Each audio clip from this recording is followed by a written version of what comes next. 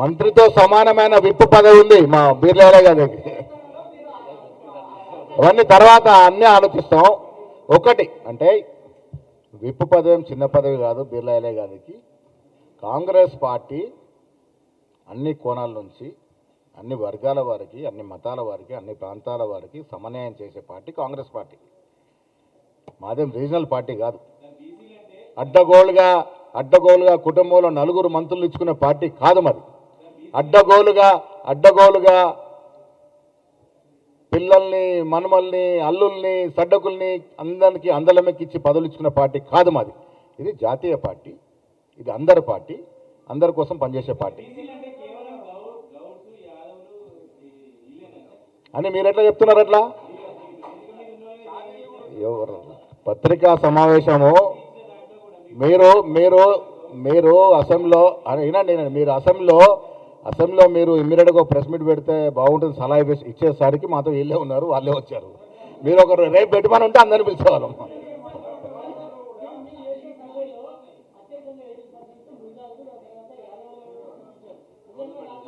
ఇంకా సర్వే బయటకు రాలేదు, వచ్చిన తర్వాత వాస్తవాలు బయటకు వస్తాయి.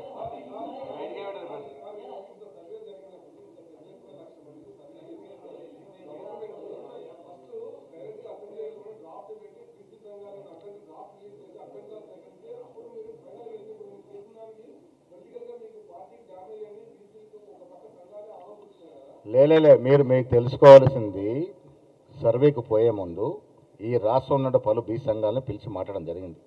వారు సూచనలు తీసుకోవడం జరిగింది. వారు చెప్పే విషయాలను కూడా చాలా అంశాలను పరిగణన తీసుకోవడం జరిగింది. మీరు 57 అంశాల నుంచి 75 ఇన్పుట్స్ వరకు ఎలా పోయింది?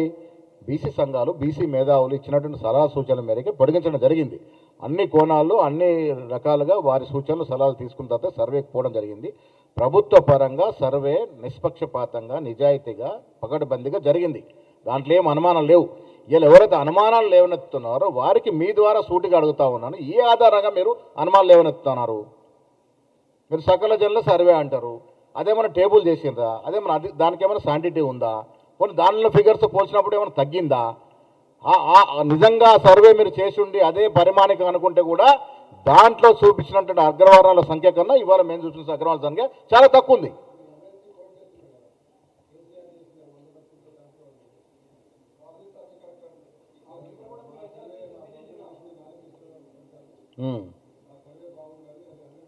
మరి ఆ సర్వే ఎందుకు టేబుల్ చేయలేకపోతే ఆయన అడగాలి కదా కేసీఆర్ గారిని.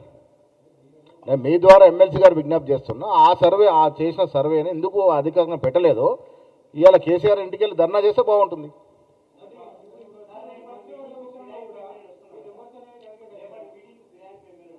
రేపు చూస్తారు కదా ఎవరెవరు వస్తారో, ఏంటో రేపు తెలుస్తుంది. రేపు తెలుస్తుంది మీకు ఏంటంటి.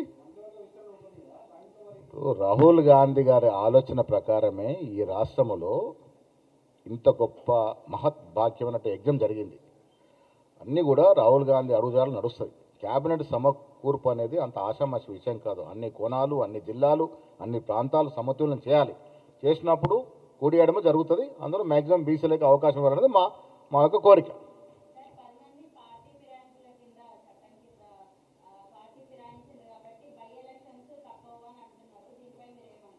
ఎంత కూడా లీగల్ అన్నా ఆమె చూస్తుందమ్మా. వాళ్ళు వచ్చినప్పుడు బై ఎలక్షన్ తప్పు అని కొందరు, అసలు బై ఎలక్షన్ రావే అని కొందరు. ఇదంతా కూడా తుది నిర్ణయం ఎప్పుడవుతుంది? ఫైనల్గా కోర్టు డెసిషన్ ఇచ్చినప్పుడు. కోర్టు డెసిషన్ ఇచ్చే వరకు వెయిట్ చేద్దాం. ఏది వెళ్ళినా లీగల్గా అంతిమ నిర్ణయం వచ్చే వరకు మనమేం కామెంట్ చేయడం లేదు. అంతిమ నిర్ణయం వచ్చిన తర్వాత పార్టీ సరైన నిర్ణయం తీసుకుంటారు. ఇప్పుడు గౌరవ మంత్రివర్యులు